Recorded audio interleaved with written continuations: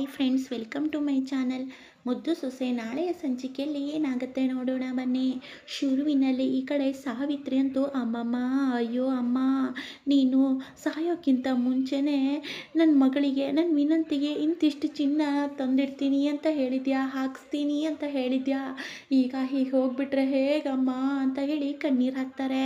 ಎಲ್ಲ ಇವಳ, ನಾನು ಯಾವಾಗ ಹೇಳಿದ್ದೆ ನಾನು ಸತ್ತೋಗಿದ್ದೆ ಅಂತ ಹೇಳಿ.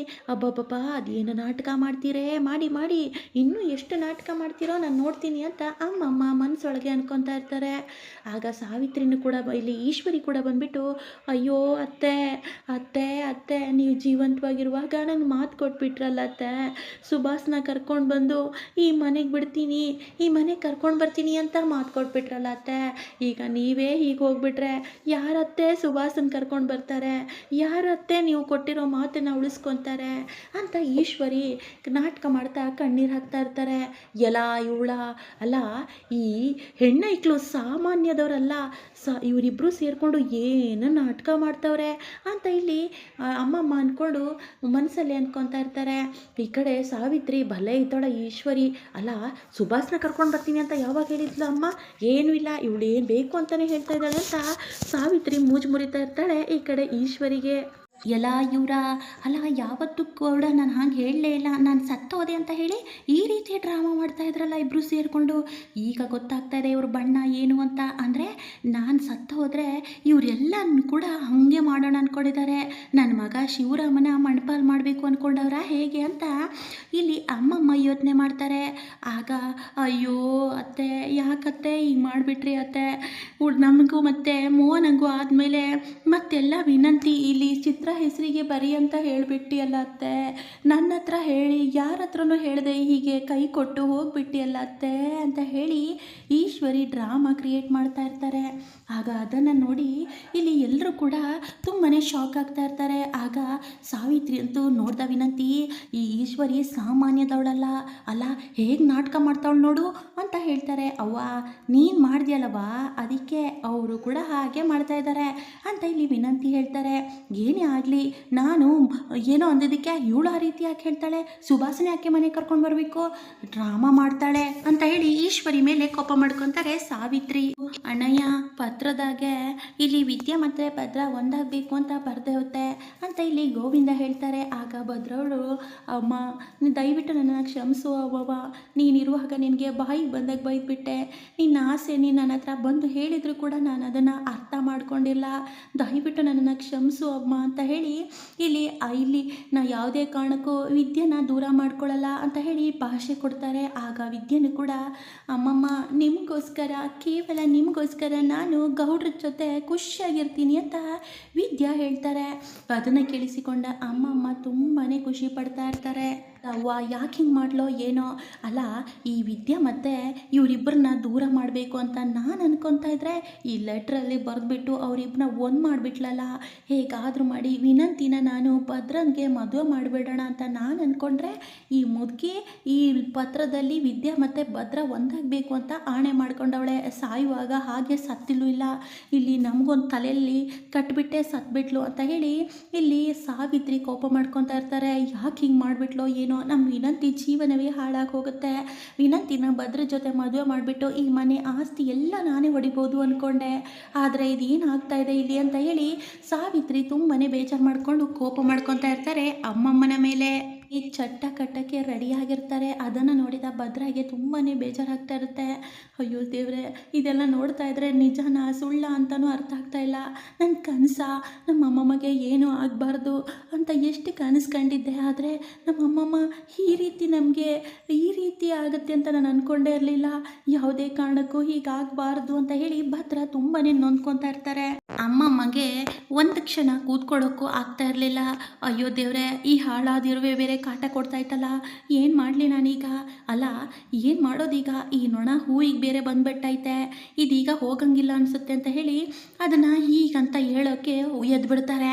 ಆಗ ಮನೆಯವರೆಲ್ಲರೂ ಒಂದು ಕ್ಷಣ ಬೆಚ್ಚಿ ಬೀಳ್ತಾರೆ. ಎಲ್ಲರೂ ಕೂಡ ಎದ್ದು ನಿಂತ್ಕೊಂಡ್ರೆ ಕೆಲವರೆಲ್ಲ ದೆವ್ವ ದೆವ್ವ ಅಂತ ಹೇಳಿ ಅಲ್ಲಿಂದ ಓಡೋಡಿ ಹೋಗ್ತಾ ಇರ್ತಾರೆ. ಆಗ ಶಿವರಾಮಿ ಗೌಡರು ಎಲ್ಲರೂ ಕೂಡ ಒಂದು ಕ್ಷಣ ಬೆಚ್ಚಿ ಬೀಳ್ತಾರೆ. ಎಂತೂ ಅಯ್ಯೋ ಅವನ ದೆವ್ವ ಬಂತು, ಅವನ ದೆವ್ವ ಬಂತು, ಅಯ್ಯೋ ಅಮ್ಮ ದೆವ್ವ ಆಗ್ಬಿಟ್ಲು ಅಂತ ಹೇಳಿ ಸಾವಿತ್ರಿ ಕೂಗ್ತಾರೆ. ಆಗ ಶಿವರಾಮೇಗೌಡರು ಎಲೆ ಸಾವಿತ್ರಿ ಮುಚ್ಚೆ ಬಾಯಿ ಅಂತ ಹೇಳ್ತಾರೆ. ಅವ್ವ ಅಂತ ಇಲ್ಲಿ ಶಿವರಾಮೇಗೌಡರು ಕೂಡ ಒಂದು ಕ್ಷಣ ಶಾಕ್ ಆಗ್ತಾರೆ.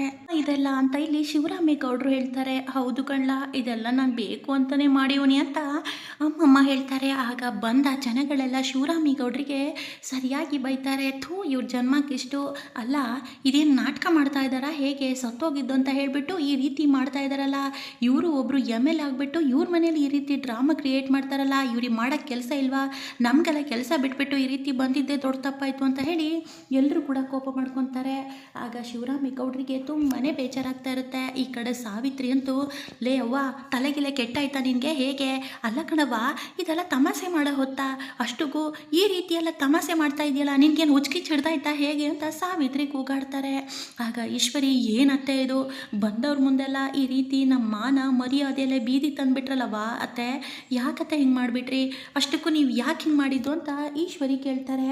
ಆಗ ಶಿವರಾಮೇಗೌಡರು, ಏನವ್ವ ಇದೆಲ್ಲ, ನಮ್ಮ ಮಾನ ಮರ್ಯಾದೆಯಲ್ಲ ಈ ರೀತಿ ಹರಾಜು ಹಾಕ್ಬಿಟ್ಟೆ ಅಲ್ಲವ ನೀನು, ನನ್ನ ಮುಖ ತಗ ತಿರ್ದಿದ್ದಾಗೆ ಮಾಡಿಬಿಟ್ಟಿಯಲ್ಲವ ಅಂತ ಶಿವರಾಮೇಗೌಡರು ಬೇಜಾರು ಮಾಡ್ಕೊತಾರೆ.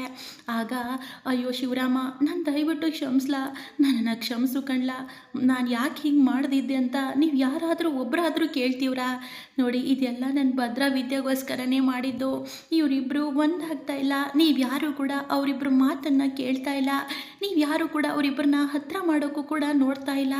ಆಗ ನಾನು ಸತ್ತು ಹೋಗಿದ್ದ ಥರ ಮಾಡಿದರೆ ಅವರಿಬ್ಬರು ಆಮೇಲಾದರೂ ಭಾಷೆ ತೊಗೊಂಡು ನನ್ನ ಜೊತೆ ಇವರಿಬ್ಬರ ಜೊತೆ ಖುಷಿಯಾಗಿರ್ತೀರ ಅಂದ್ಕೊಂಡೆ, ಅದಕ್ಕೋಸ್ಕರ ಹಿಂಗೆಲ್ಲ ಮಾಡಿದೆ ಕಣ್ಲ, ದಯವಿಟ್ಟು ನನ್ನನ್ನು ಕ್ಷಮಿಸಬದ್ದ ಶಿವರಾಮ ಅಂತ ಇಲ್ಲಿ ಅಮ್ಮಮ್ಮ ಕೈ ಮುಗಿತಾರೆ. ಆಗ ಶಿವರಾಮೇಗೌಡರು ಏನೂ ಮಾತಾಡದೆ ಕೋಪ ಮಾಡ್ಕೊತಾರೆ. ಸಾವಿತ್ರಿ, ಅಲ್ಲ ಕಣವ, ಅವರಿಬ್ಬರನ್ನ ಒಂದು ಮಾಡೋಕ್ಕೆ 1000 ದಾರಿ ಇರುತ್ತೆ, ಅದು ಬಿಟ್ಬಿಟ್ಟು ಈ ರೀತಿ ನಿರ್ಧಾರ ಮಾಡೋದು, ಈ ರೀತಿ ಡ್ರಾಮಾ ನಾಟಕ ಎಲ್ಲ ಮಾಡೋದು ಬೇಕಾಗಿತ್ತವ, ಇದೆಲ್ಲ ಏನವ ಇದು, ನೋಡಿದವರು ಏನು ಅನ್ಕೊತಾರೆ, ಛೀ ಅಂತ ಇಲ್ಲಿ ಸಾವಿತ್ರಿನೂ ಕೂಡ ಕೋಪ ಮಾಡಿಕೊಂಡು ಬೈತಾರೆ. ಉಗಿರೇ ಉಗಿರಿ, ಎಲ್ಲರೂ ನನಗೆ ಬೈರಿ, ಯಾಕಂದರೆ ನಾನು ದೊಡ್ಡ ತಪ್ಪು ಮಾಡಿವ್ನಿ, ಹೌದು ಅದೆಲ್ಲ ನನ್ನ ಮೊಮ್ಮಗನಿಗೋಸ್ಕರ ಮಾಡಿದ್ದು ನಾನು ಅಂತ ಅಮ್ಮಮ್ಮ ಹೇಳ್ತಾರೆ. ಆಗ ಭದ್ರಗೆ ತುಂಬಾ ಬೇಜಾರಾಗ್ತಾ ಇರುತ್ತೆ. ಆಗ ವಿದ್ಯಾ ಅಂತೂ, ಪಾಪ ಅಮ್ಮಮ್ಮ ನನಗೋಸ್ಕರ ಇಷ್ಟೆಲ್ಲ ನೋವು ತಿಂದು ಎಲ್ಲರ ಹತ್ರನೂ ಹೇಳ್ಸ್ಕೊಳ್ಳೋಗಾಯ್ತಲ್ಲ ಅಂತ ವಿದ್ಯಾನೂ ಕೂಡ ತುಂಬಾ ಬೇಜಾರು ಮಾಡ್ಕೊತಾ ಇರ್ತಾರೆ. ಕೂಡ ಬೈದ್ಬಿಟ್ಟು ಒಬ್ಬೊಬ್ಬರು ಒಂದೊಂದು ಕಡೆ ಹೋಗ್ತಾರೆ. ಶಿವರಾಮೇಗೌಡರಂತೂ ಕೋಪ ಮಾಡ್ಕೊತಾರೆ. ಶಿವರಾಮ ಶಿವರಾಮ ಅಂತ ಕೇಳಿದ್ರು ಕೂಡ ಶಿವರಾಮೇಗೌಡರು ಸೀದಾ ಒಳಗಡೆ ಹೋಗ್ತಾರೆ. ಆಗ ಅಯ್ಯೋ ಕಾಟ್ಲೆ, ಏನಾಗೋಯ್ತೋ, ಇದನ್ನೆಲ್ಲ ಮಾಡೋದೇ ಬೇಕಾಗಿಲ್ಲ ಅನಿಸ್ತಿದೆ, ಎಲ್ಲರೂ ಈಗ ಕೋಪ ಮಾಡ್ಕೊಂಡ್ರಲ್ಲೋ ಅಂತ ಅಜ್ಜಿ ಹೇಳ್ತಾ ಇರ್ತಾರೆ. ಅಜ್ಜಮ್ಮ ಮಾಡಿದ ನಾಟಕದಿಂದ ಯಾರು ಕೂಡ ಅಜ್ಜಮ್ಮನ ಹತ್ರ ಮಾತಾಡ್ತಾ ಇರಲ್ಲ. ಆಗ ತುಂಬಾ ನೊಂದ್ಕೊಂಡಿರ್ತಾರೆ. ಆಗ ಊಟನೂ ಕೂಡ ಮಾಡ್ತಾ ಇರಲ್ಲ. ಯಾಕವ ಊಟ ಮಾಡ್ತಾ ಇಲ್ಲ ಅಂತ ಇಲ್ಲಿ ಭದ್ರ ಕೂಡ ಕೇಳ್ತಾರೆ. ಯಾರು ನನ್ನ ಜೊತೆ ಮಾತಾಡ್ತಾ ಇಲ್ಲ, ನಾನು ಎಷ್ಟಕ್ಕೂ ಏನು ದೊಡ್ಡ ತಪ್ಪು ಮಾಡಿವ್ನಿ, ಅಷ್ಟಕ್ಕೂ ನನ್ನ ಮೊಮ್ಮಗನ ಜೀವನ ಸರಿ ಮಾಡೋದು ನನ್ನ ತಪ್ಪ ಅಂತ ಹೇಳಿ ಅಮ್ಮಮ್ಮ ಕಣ್ಣೀರು ಹಾಕ್ತಾ ಇರ್ತಾರೆ. ಇಲ್ಲಿ ಶಿವರಾಮೇಗೌಡರಂತೂ ಇಲ್ಲಿ ಕೋಪ ಮಾಡ್ಕೊಂಡಿರುತ್ತಾರೆ. ಆಗ ಅಮ್ಮಮ್ಮ ಮಾತ್ರ ಒಂಟಿಯಾಗಿರ್ತಾರೆ. ಅದನ್ನು ನೋಡಿದ ವಿದ್ಯಾಗೆ ತುಂಬಾ ನೋವಾಗುತ್ತೆ. ಇದ್ದಕ್ಕಿದ್ದಾಗೆ ವಿದ್ಯಾ ತಲೆ ಸುತ್ತಿ ಬಿದ್ದೋಗ್ತಾರೆ.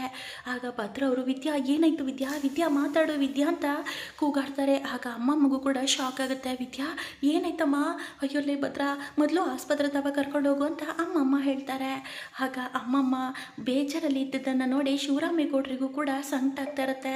ತನ್ನ ತಾಯಿ ಸಂಕಟ ಅನುಭವಿಸ್ತಾ ಇರೋದನ್ನು ನೋಡೋಕ್ಕಾಗದೆ ಬೇಜಾರಲ್ಲಿರ್ತಾರೆ ಶಿವರಾಮೇಗೌಡರು. ಮುಂದೆ ಏನಾಗುತ್ತೆ ಅಂತ ಕಾದು ನೋಡೋಣ. ವಿಡಿಯೋ ಇಷ್ಟ ಆದಲ್ಲಿ ಒಂದು ಲೈಕ್ ಮಾಡು ಮಾತ್ರ ಮರಿಬೇಡಿ.